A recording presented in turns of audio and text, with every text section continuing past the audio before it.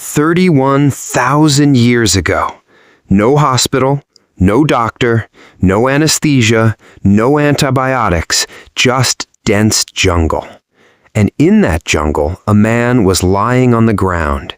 His left leg was so badly damaged that if nothing was done, he was going to die. A few people stood around him. They had no modern tools, just stone instruments, and then they cut off his leg, the entire lower leg, clean cut. Even hearing it today sends chills down your spine. But the most shocking part isn't the operation.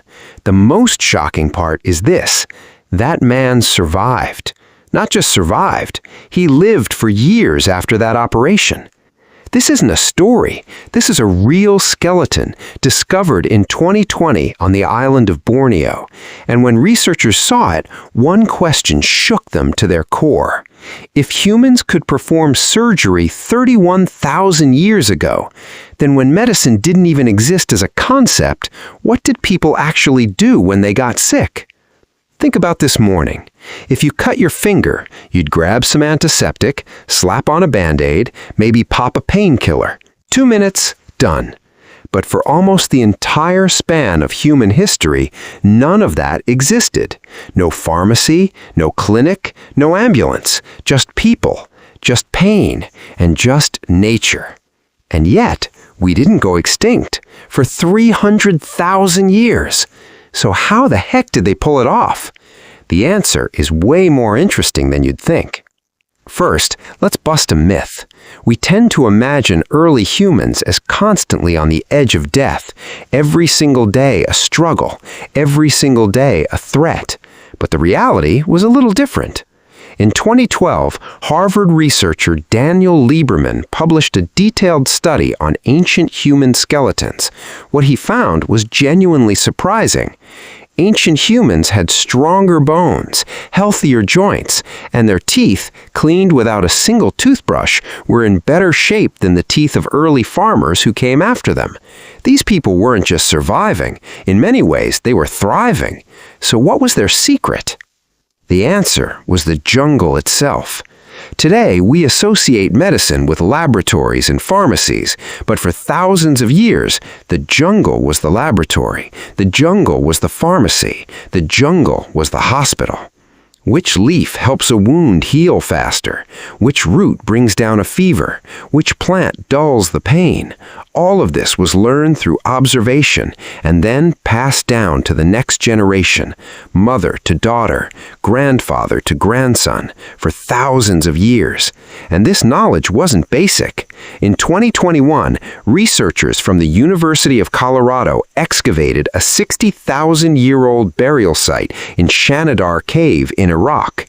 Inside, they found a skeleton, and beside it, specific flowers, ephedra, senecio, muscari. All three are still used in traditional medicine today. Someone died 60,000 years ago, and medicinal plants were placed alongside them. This wasn't just ritual. This was a message. These plants matter, so much that even in death, you keep them close. And here's the kicker. According to the World Health Organization, even today, 25% of modern medicines are directly derived from plants. The technology changed, the machinery changed, the laboratories changed, but the source? Same as what an ancient human placed in a grave 60,000 years ago. But even more powerful than plants was something else entirely, and that was people. Today, when someone gets sick, they're alone in their room, taking their meds, watching Netflix, waiting to feel better. But for early humans, sickness wasn't one person's problem. It was the whole group's problem. Anthropologist Kim Sterling documented that even today, hunter-gatherer groups still living in the wild, when one of their members gets seriously injured, the entire group stops moving, literally. Camp stays put, travel halts, because they understood something we've forgotten. An experienced hunter carrying 20 years of knowledge about the land, letting him die was a loss the whole group couldn't afford. Taking care of him, investing time, was survival strategy. And this isn't just theory. Researchers have found skeletons with bones that were broken, then healed, and those people lived for years afterwards. That doesn't happen on its own. Someone fed them, someone protected them, someone refused to leave their side even when they couldn't contribute anything back. Let me paint you a picture of what a day actually looked like. Morning comes. You wake up. Last night's fire is still smoldering. Someone in the group got hurt yesterday, fell during the hunt. His leg is swollen and bruised. He's not going out today, so you're not going either. One woman in the group already knows there's a plant just inside the tree line that reduces swelling. She goes, she comes back with leaves, boils them in hot water, makes a paste, applies it to the wound. This wasn't a prescription. This was generations of knowledge. Her mother taught her grandmother taught her mother, and one day she'll teach her daughter. By midday, he's already sitting up. By evening, he's talking and eating with the group. Nobody was left behind. Nobody was left alone. Now let's go back to that man, the one whose leg was cut off 31,000 years ago. When researchers examined that skeleton up close, they noticed something remarkable. The cut was clean, it was planned, and most importantly, there was no sign of infection afterwards, which means the wound was cared for, cleaned regularly. Some kind of plant-based poultice was likely applied. And then, for months, the entire group supported that man, fed him, protected him, held him up when he couldn't stand on his own. Think about that for a second. Surgery without anesthesia, infection control without antibiotics, months of recovery without a hospital, and he made it. Then everything changed, about 10,000 years ago, when humans started farming. On the surface, it looked like progress, more food, more people, bigger settlements, but it came with a new enemy, disease. When thousands of people live in one place, waste builds up, water gets contaminated.